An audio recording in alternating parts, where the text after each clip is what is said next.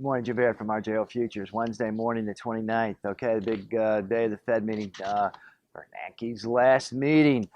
Markets seem to think they're going to cut, or rather, increase the rate of the taper another 10 billion. That's most likely to happen. There is a bit of a wild card going on, a panic, semi-panic in emerging markets. Last night, big volatility, obviously. The Turkish authorities apparently raised short-term rates enough to temporarily, very temporarily, as it turned out, stabilize the currency. It led to a rally overnight in the stock indexes. However, the resistance levels in the S&P, that 1802, held up very well. I mean, actually probably hit some stops above 18. Anyways, you come in this morning, things are reeling. The emerging market stock market's all lower. The U.S. market's lower. Notes and bonds, of course, higher. I mean, the turmoil in the emerging markets has been a wild card that has kept a bid, surprising a lot of market participants in the notes and the bonds. I mean, it was only 3 weeks ago or so we were trading over the 3% level in notes.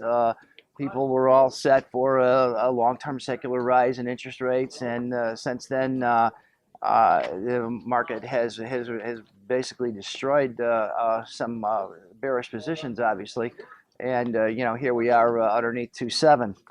Anyways, that will probably not all the turmoil sway the FOMC today. I mean, they wanted Bernanke at the last meeting wants to pull this tapering back, wants to basically set the stage for completing the whole QE thing.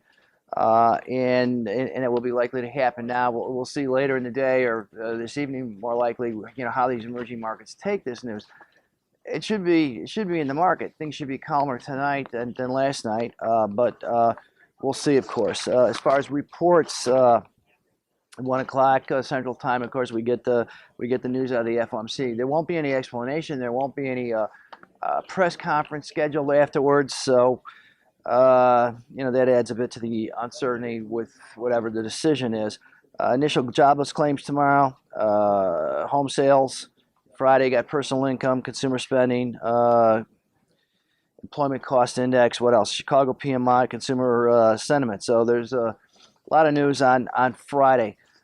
In the meantime, what we have here is we really have 24-hour markets because things are driven a little bit about what's happening overseas. These Asian hours and early European hours are very important. Tough to pay attention basically around the clock, but that's what market participants you really have to do. I can reach at 800-500-2461 to discuss any futures market. Remember, there is a risk of loss in futures trading.